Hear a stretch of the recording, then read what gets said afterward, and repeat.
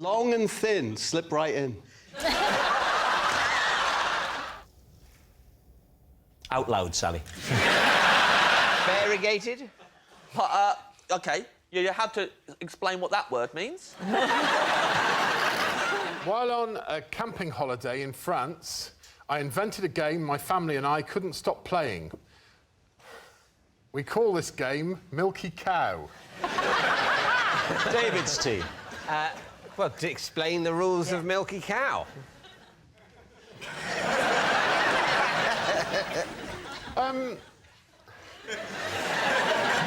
I feel I should probably start with the origin of Milky Cow. Would you? No need, just get straight to the detailed rundown of the rules, and then we can do the background later.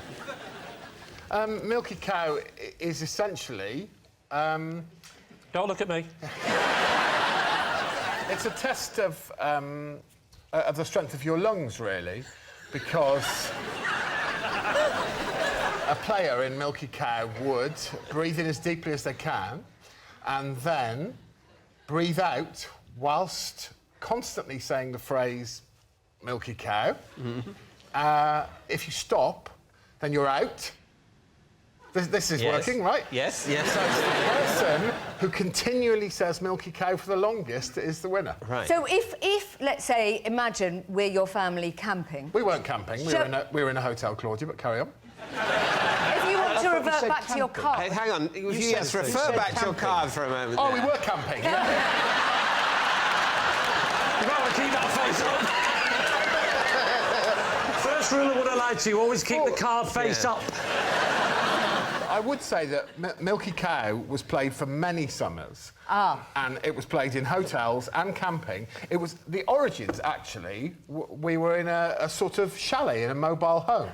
Can we play Milky Cow? Absolutely, let's play it. So go on.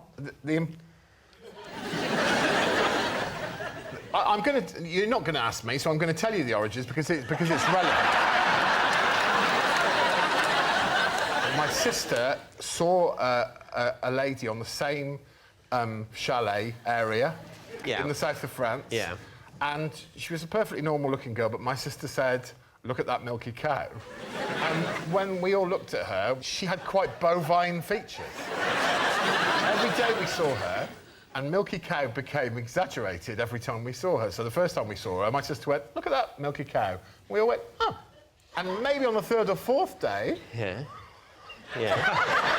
my sister just naturally went, Milky Cow. And then we all started driving past her and going, Milky Cow. And as the days went on, it became Milky Cow. Eventually... Oh, I've been on this show for 5 minutes, I already feel insane. Eventually, it became a test of who could say the longest. Right. So, do you want to... Of course. Play? Well, you say that it's addictive, so I imagine if I start now, I'm off. Yeah. All right. Maybe we'll stop playing Would I Lie to You. It'll be like a footnote in the history of the incredibly successful television programme Milky Cow. For the first 11 or 12 series, it was another game called Would I Lie to You? What's the point in all those lies and truths? Let's just all go Milky Cow for hours and hours and hours, because it turns out to be the most entertaining and addictive thing you can imagine, and heroin sales will go through the floor.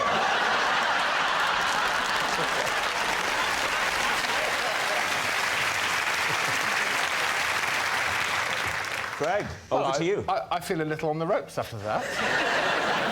Ready? OK. 3, 2, 1, breathe in. Milky.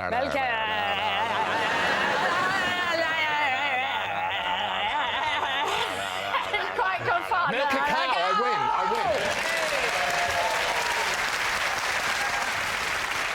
win. We're agreed, then, that Milky Cow is a brilliant game. Awesome. The question is, was it invented several years ago in the south of France, or was it invented a few minutes ago here? You think it might be true? Well, I mean, it's false. Most deaf. You're chatting, bro, but I think you developed an amazing game on the spot. So, I mean, if there's half a point for that, I don't know how it worked, but yeah. There are no bonuses for product development.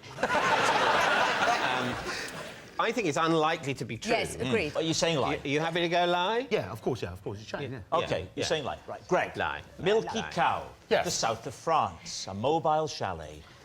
Truth or lie? Well, I am delighted to introduce Milky Cow to the national stage, because it's true.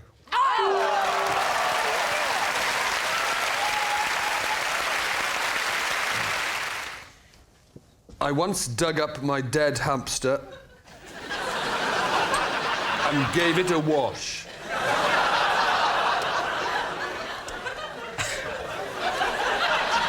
What age were you when you bought it? Oh. And what age were you when it bought it? Oh, God. When I bought it, I must have been 25. 20... Sorry, what? 25? 6. So I think we were... 6. So I must say, I was thinking it would have been... I don't know exactly. I did not record my age when I went into Okay, the so you shop. bought it... Okay, but we're not Not to use it splitting like that. hairs between 23 and 24 here, Mid-twenties. right? You went 9 is what we're basically getting here. No, I tell you what, maths really is your strong point. Yeah. Well, the point is, who in their 20s buys a hamster? I like the fact that it doesn't seem unusual that he dug it up and washed it. That's all right. Did you You wash had a it? hamster in your mid-20s? Did you wash Surely it? that's not the bit you should be focusing on. Did the hamster have a name? Yes, so his name was... Yanto. How's that spelled? I-A-N-T-O, I think. Does it To be honest, I never had cause to write his name down. You don't have to worry about the spelling of any pets, really. They just crop up. I think there are times when you have to write... You might be writing an email. Yeah. News to a If loved you buy a one. hamster By in the your way, mid-20s. Yanto's looking peaky. You're quite right, I did Did once... you not put a little tombstone, thus making it easy for you later to dig him up and wash him? He did have a tombstone, yeah, of sorts, yeah. And did he not have Yanto written on the tombstone? Tragically, there was already something written on his tombstone. It Oh, was there not? was a lollipop stick. It had a joke on it. The hamster died and you buried it where? In the garden. How long was it under the earth before you dug it up? Was it sort of months later? No, probably a day or two. Was it in a container, a sort of hamster coffin? It was in a container, yeah. What was the container?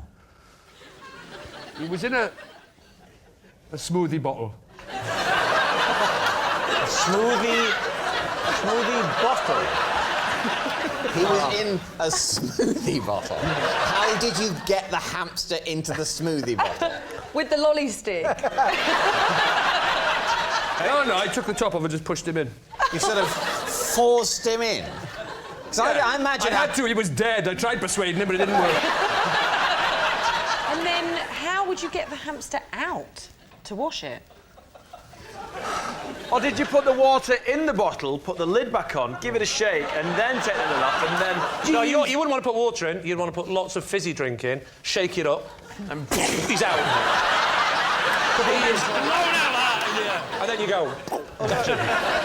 The thing that we haven't established in all of this is why you felt you had to clean him. Because he had like a strawberry Mohican. It was gone stiff. There's still strawberry stuff in there. Yeah, I hadn't rinsed it out properly. And you were racked with guilt. Yeah. Oh, wow. Can you describe the washing? If I'm honest, the washing of him doesn't stand out that much in my... It was a fairly straightforward rinse and blow dry, as I remember. What a blow dry. Come on, you didn't blow dry him. In the kitchen Been sink? anywhere nice on your holidays? What? Do you want a cup of tea or anything? Did you run the hamster under the kitchen tap?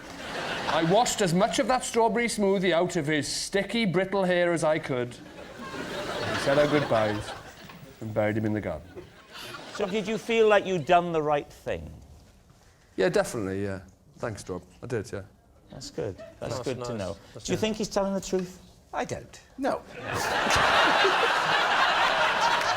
Maybe a quick flick under the tap, but I don't think he'd spend time scrubbing down the... So you're saying lie? We're saying it's a lie. Saying it's a lie. Rhod, the hamster, the burial, the resurrection.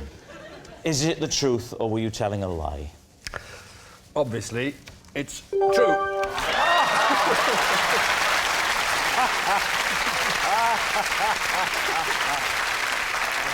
Well, It's true, and it's very upsetting. Out loud, Sally.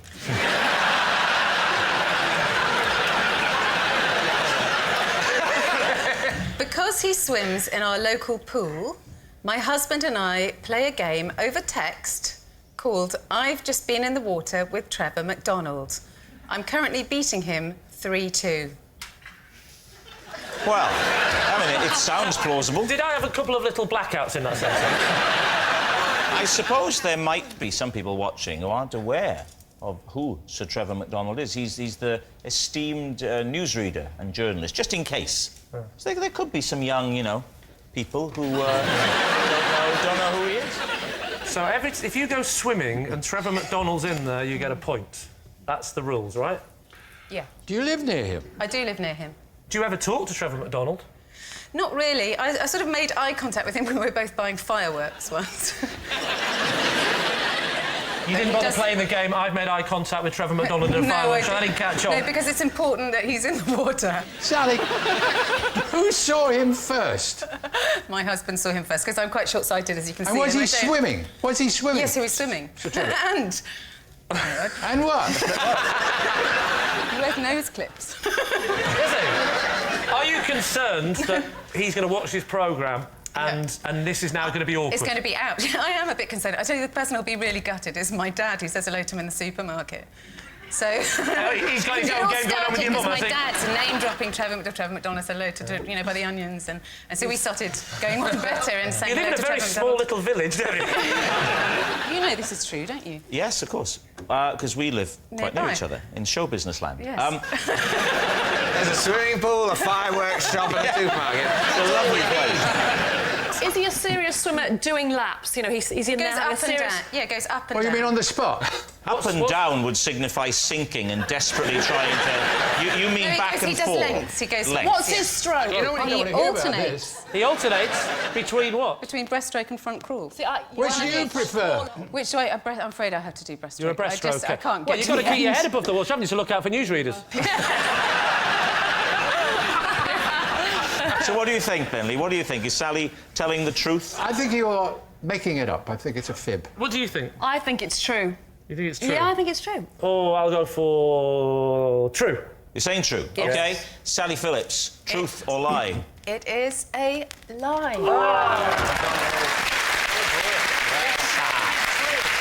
I once ruined a date when I punched myself in the face. David C. What was the context? We were doing party tricks, and she was doing all these kind of like... She's double jointed, and she was doing all this... Can you be careful with this, because you've already admitted you punched yourself in the face. She was like, come on then, so what's your party trick? And I was like, well, I can kind of do this punching thing where, like, I don't actually punch myself, but I kind of, like, move with it, you know, like, but I still get the sound. I've got a massive neck. Yeah. Show us it. Show us it. OK, so it's basically like... It was like that. You know? It doesn't actually hurt, but... Wow. It looks pretty good, right? Certainly, if you're trying to impress a young lady on a first date, you'd be hard-pushed to find anything better than that.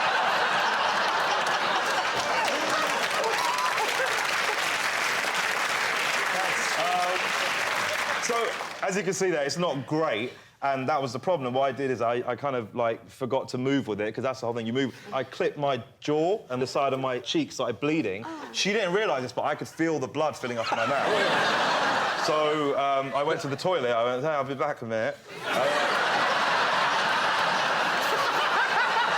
then I was in the toilet, and it wasn't stopping. It was, like, my tongue and my mouth, and it was, like, literally pouring out of my mouth. And then I started getting paranoid, because I'm like, I've been in here for a while, she's going to think I'm having a poo.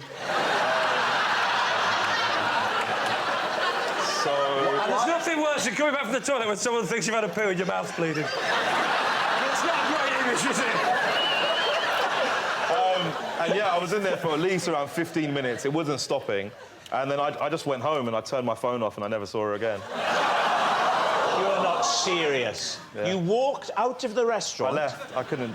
How far through the meal were you? No, I mean, we were just waiting for starters. It was like... That's worse. Well, so she sat there like this still. If you're waiting for starters, that means you've ordered the meal, so a bill is coming. Yeah, look, I'm sorry. I'm really... Was she in touch with you to ask what happened? Well, yeah, kind of, but I didn't reply. Should I punch myself again? I feel like... Imagine your first date, Victoria. The first time, there must have been the first time when you and David went out together. What was his party trick? What did David do for you? David went for the more old school sort of wit and charm, no, let me get this. Why? What had you dropped? Although I was already besotted before we even went on the date. He could have punched himself in the face, I wouldn't mind. I've actually got the taste of vomit in my mouth. How does this seem to you? It seems ungentlemanly. It is. I'm very ashamed of it, and it was a long time ago. It was around 6 years ago. I would never do that again. You're so obviously embarrassed about it, I think it must be true. What do you think? I think it might well be true as well. Yeah, I think it's true. OK, you're saying true. Yeah. Asim, was it true or was it a lie? It was... true. Yes! Sorry. When I was 6 years old, I wrote a will after losing a game of Connect 4 to my dad. Sounds plausible enough, David. You wrote a will? Yes, yes. What was... Was it on a proper will form, or did you... I didn't engage a lawyer, no. You didn't? It was just on that stripy paper you get at school. Oh, the stripy paper, And yes, what possessions did you leave? Well, all I really had was the Connect 4 set. And I left it to my dad as a deliberate act of spite because he'd beaten me. I mean, he'd beaten me at Connect 4, that is.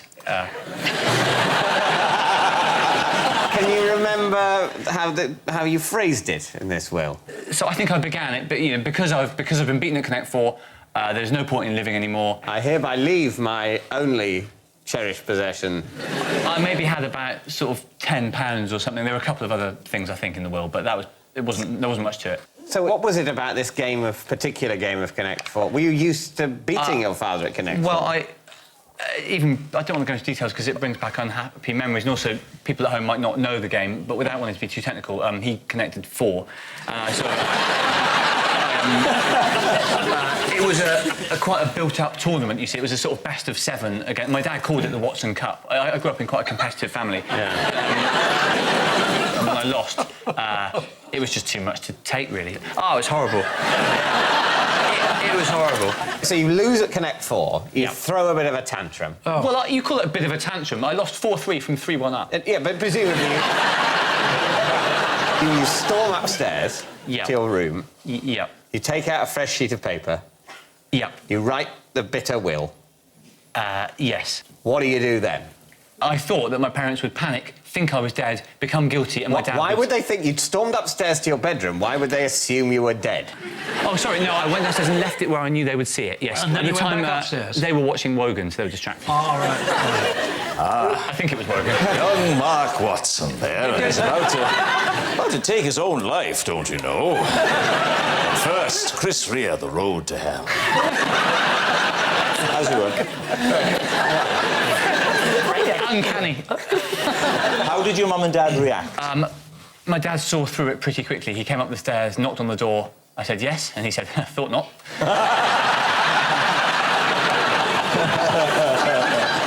All right, David, what do you think? I believe this. You believe it?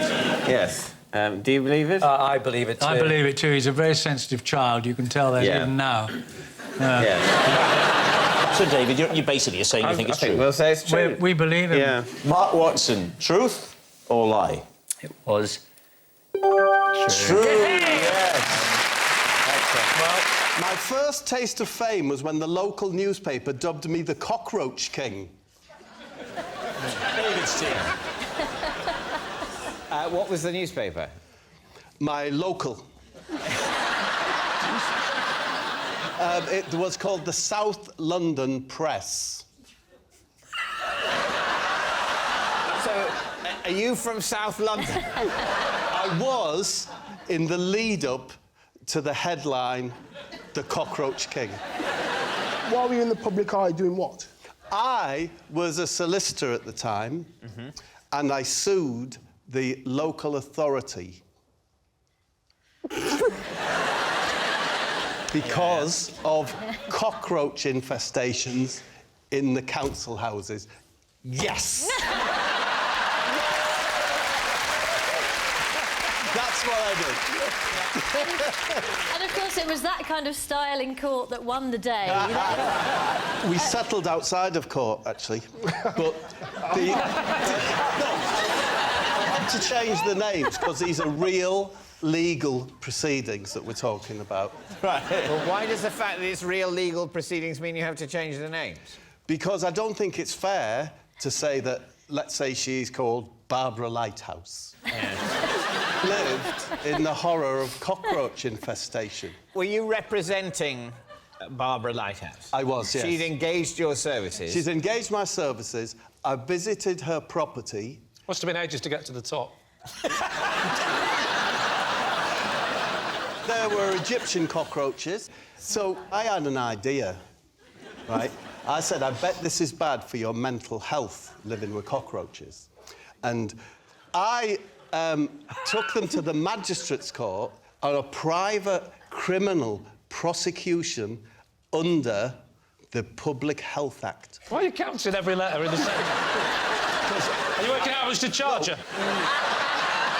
You mentioned the Egyptian cockroach. The Egyptian cockroach, How yeah. many... I wasn't aware there were different types. They live in the concrete, and they can actually live off the concrete that the buildings are made of. Eat the concrete? Yep. Bob, they got some hard cockroaches. They live in the concrete. They nip out to go behind the fridge or the cooker, or to turn the light out. What were the size of these Egyptian cockroaches? They're long and thin, slip right in.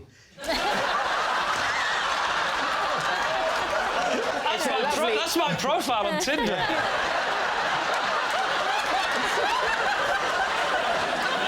It is odd the Cockroach King would suggest a champion of the cockroach rather than an opponent. Or in fact, their leader. Yes. Did you lead the cockroaches away like the Pied Piper? No, I didn't. What happened is I got an expert from the University of Cambridge called Broccoli High Kicks. Again, I've changed his name. His brief from me was, can you in any way argue that this is contrary to public health? He confirmed it, went to court. It's all coming ever so clear now. We went to court, yeah. Ronnie Omlets was the housing officer. The weird thing is you haven't changed his name, have you? And what was she called? Barbara Lighthouse. Barbara Lighthouse brought a clear jar of the cockroaches with her and poured them over Ronnie Omlets. Right? Of course, he was very frightened, didn't know what to do, at which point Barbara Lighthouse said, I think I've made my point, you know, to the housing officer. Yeah. This is what I live with. So, the council agreed to rehouse. Next day, the Cockroach King. Right, what's he going to say, Dave? What do you think? It's that bizarre that only Bob could make it up, so I think that's true. That doesn't make sense. If you're saying only Bob could make it up, then he could have made it up. No, only Bob can make it up like that. Right. So convincing. Yeah. So we're in trouble, aren't we? Because you're saying that if anyone else had said it, it would definitely be true because they couldn't have invented it. The one person who's saying it is also coincidentally the only human who could also have invented it. Yes. What a terrible set of circumstances. You think it's true? Do you think it's true? Yes, let's say it's true. We're going to go true. OK. Now, Bob, truth or lie? I was telling the truth. I once spent the night in a bush in Basingstoke. David's team. Right. That's a true. Yeah.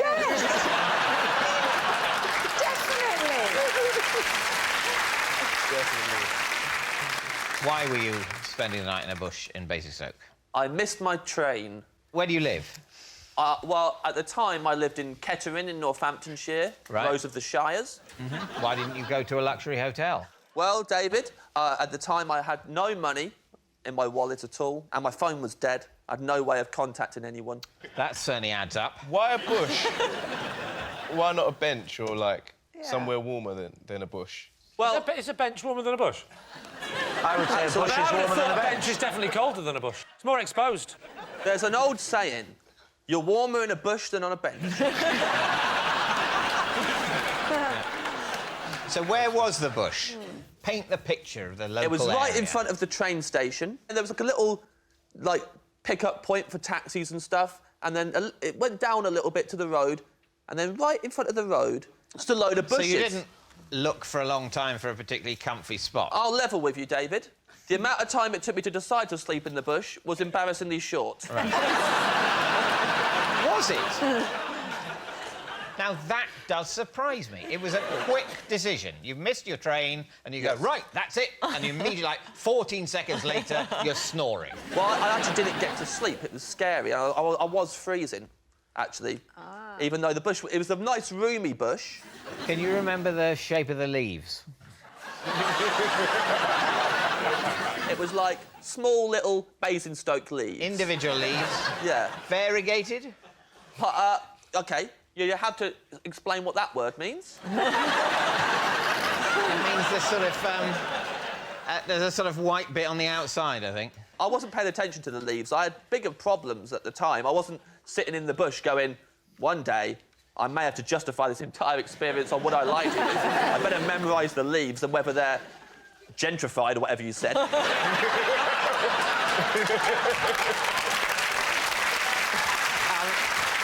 So, James, you've settled down in the bush and you're lying there, but it's cold. Oh, I'm sitting there. Sitting in the bush? Sitting there, cross-legged and cold. I had a T-shirt on.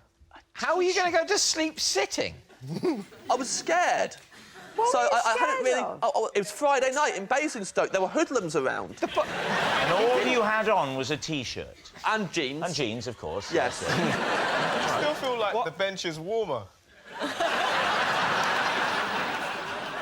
So, did anybody hear you in the bush and come and At investigate? one point, they did. At one point, some hoodlums stopped outside the bush. They said, you know what we haven't done in a while? we haven't beaten someone up in a while. That's how they speak, David. Bullies speak like that to each other. And I was in the bush, and at the time, I was wearing a red dress. What did you say? What? I was wearing a dress by now. Why? You said you're in a T-shirt. Originally, I was in a T-shirt, and then I had to put a dress on. Why did you put a dress on? It was cold. Where did you get a dress from? I had it in a bag. Why? I was making a short film, and I had to buy the wardrobe for the cast. You're in the bush. The hoodlums had moved on. They didn't beat you up. I tricked them. I put the bag over my head. You seriously put the bag over your head? Yeah, put yourself in my shoes. They're saying they want to beat someone up. If they look down and see me wearing a dress, it'll be like Christmas. So, I put the bag over my head, and now if they look down, they'll think someone's left a bag and a dismembered body in a bush. People at home, don't put bags on your heads. No. Let's go back to the temperature of this bush now. You said you went into the dress for warmth, but surely the jeans and the T-shirt were warmer than the dress. There's a lot of ventilation. I think he said he put the dress on over. I don't think he took the jeans Yeah. and the T-shirt. It was double. Yeah, no, but he didn't slip out of the jeans and the T-shirt. Fold them up nicely at the side and then get the dress and put it on and go, oh, I look wonderful. He wasn't doing that. Oh, right. By the end of the night, he's wearing the jeans, the T-shirt, the dress, and the bag. May I just say, it's lucky this didn't happen to Melvin, because if so, he'd have been on a bench wearing a dress and nothing else.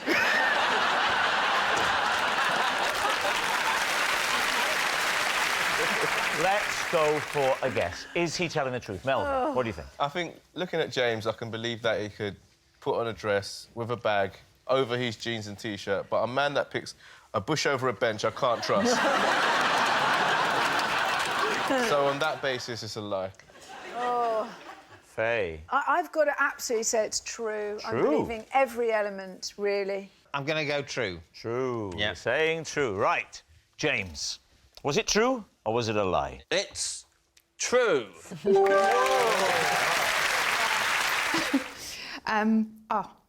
A singing coach once refused to give me lessons because he said my voice was so bad there was nothing he could do for me. Please, team.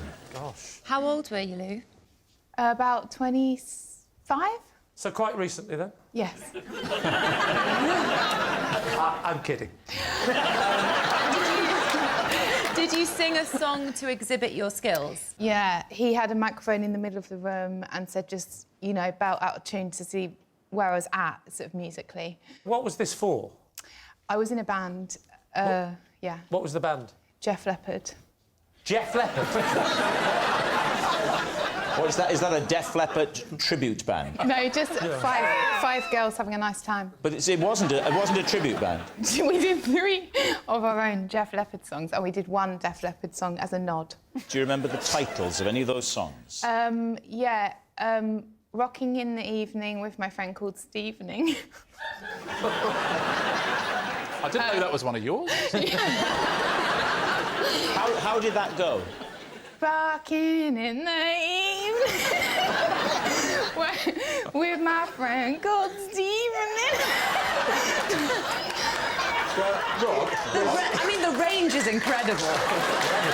You couldn't let the producers know that Lou's having a breakdown, could you? Was it the band's idea to send you for singing lessons? Yeah, so it's and just how me. did that conversation go? Was it awkward? No, because I knew that I was sort of limited in certain areas. I was a great front man. What do you call it? A front lady? That sounds rude. You're a great band, but I don't like the look of your front lady. What song did you do at the lesson? It was the one from Mannequin. And, you know... I'll just sing it, and then you'll know it. And we can build this dream together.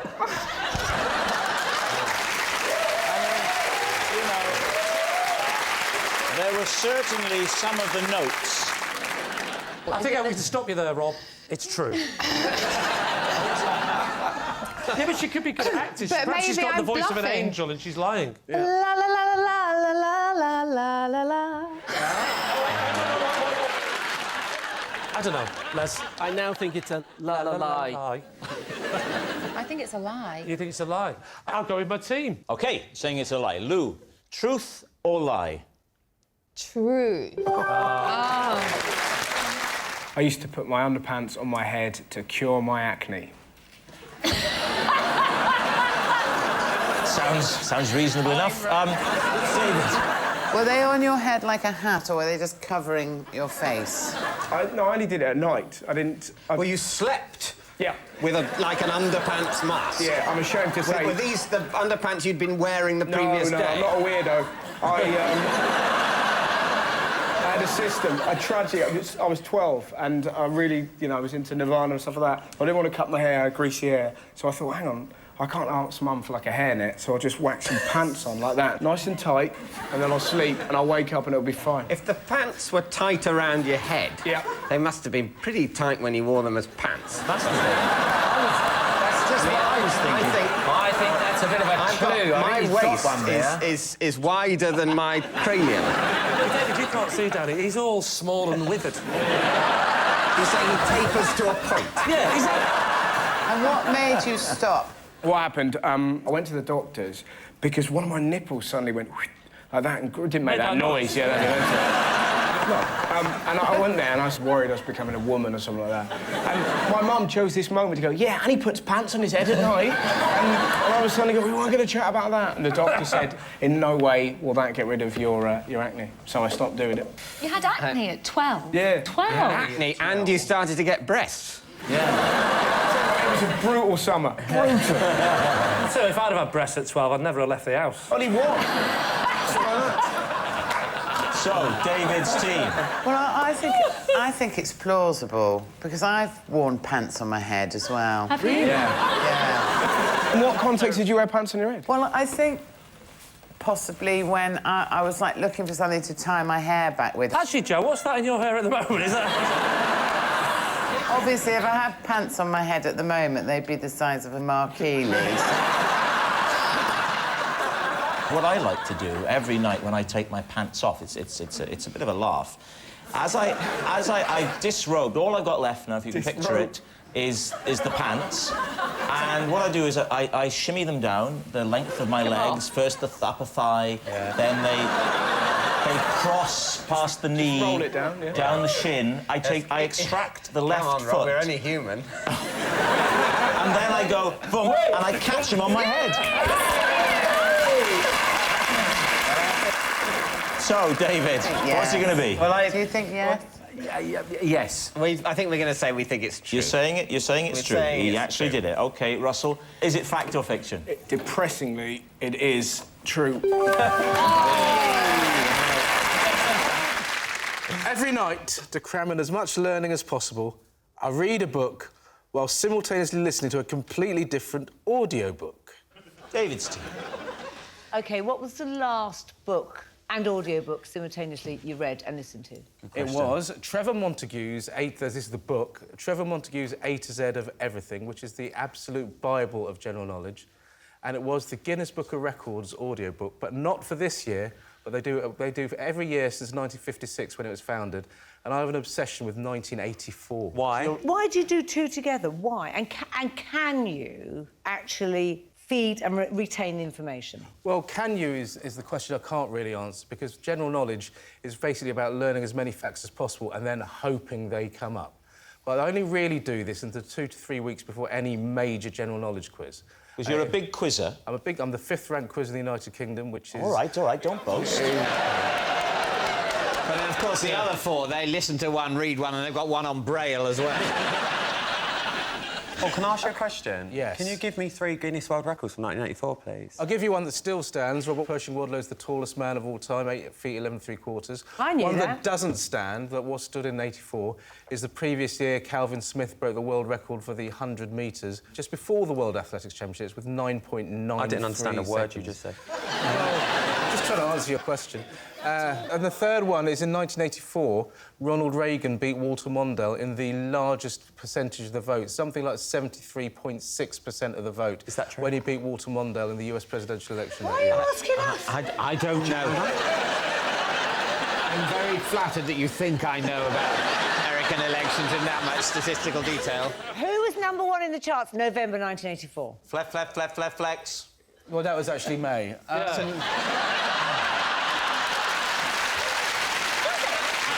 making it up. So it was Chaka Khan, I Feel For You, with a harmonica by Stevie Wonder, a rap by Melly Mel, written by Prince. Chaka Khan, I Feel For You, was #1 in November 1984. That's true.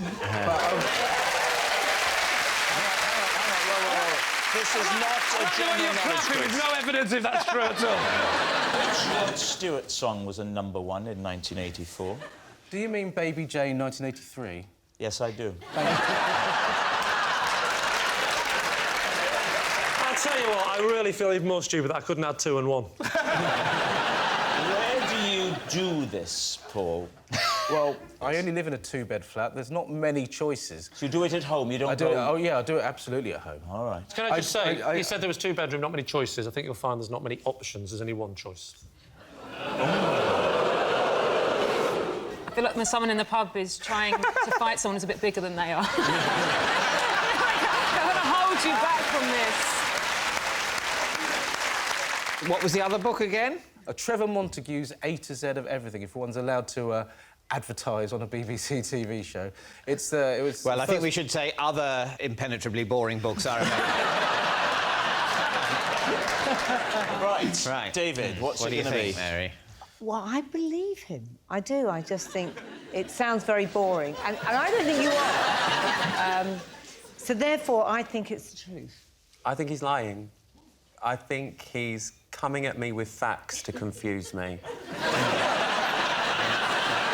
And this is what they do. I'm going to go lie. You're going to say it's a lie? Yeah. Paul, were you lying or were you telling the truth? It was a lie. It once took me 5.5 hours to cook macaroni cheese. Please, Steve. Is it homemade macaroni, as in you made the pasta? No. It was dried macaroni. How long does it take to boil macaroni? 10 It's minutes? not just 10, boil 12? it. There's more to it. There's more to it than that. There's a lot to making macaroni cheese. There's It's more- not just boil.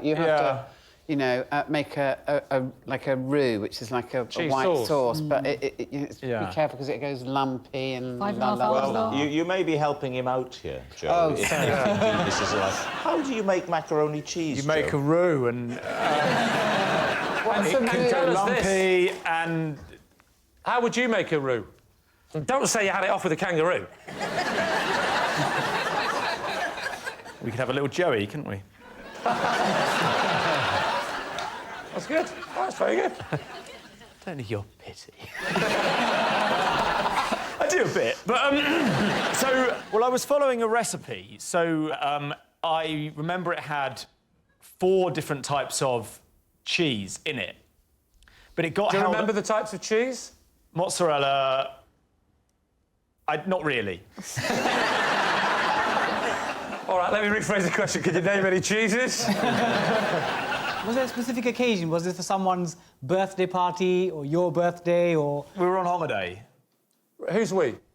It is my family and another family. And is it your job to cook for everybody? Not after that, no. The whole thing got held up because somebody stole some of the cheese. And who took your cheese? Well, I can't remember who it was, but I do remember that actually at that stage I said I'm not doing the meal at all anymore. So... Where were you, Joe? Where did this happen? Cornwall. So somebody came and took one of the cheeses and you needed 4 cheeses? I had 4 and I had it all laid out because I like to get everything kind of meticulously ready. So sort of 2 hours in, all I'd really done was get all the ingredients into... I think I've seen too many cooking shows, so I like to have all the ingredients in all the special pots. All pre-weighed on a saucer and all that. All pre-weighed, yes. But is anything being cooked at this point? Is the macaroni on? No, nothing, no. You haven't cooked anything. All you've done is lay out the ingredients. Also, there was another delay, which was that I had to move the car, so... Was it in the kitchen? No, it was parked. It was blocking one of the neighbours'... arteries. Drives or something, so I had to go and move the car, and then I couldn't find anywhere else to park because it was these like really, really narrow lanes. So I was just getting further and further and further away from where my family were. Why couldn't someone else park it for you? Because of insurance and, you know...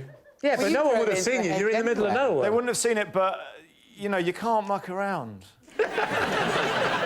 Joe, what are you thinking? I think it could be true. Really? So I read something the other day, and this woman was complaining about her son. She said she asked him to empty the dishwasher, which is the one thing she asks him to do every day.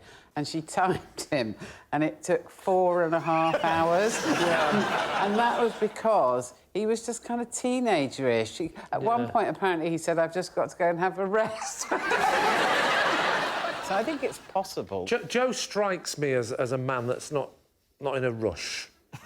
I wouldn't like to be with him in a fire. Bobby? So let's lean towards true. OK, well, say true. You're going to say it's true? OK. Yeah. Joe, was that the truth or was it a lie? Well, it's true. Yes.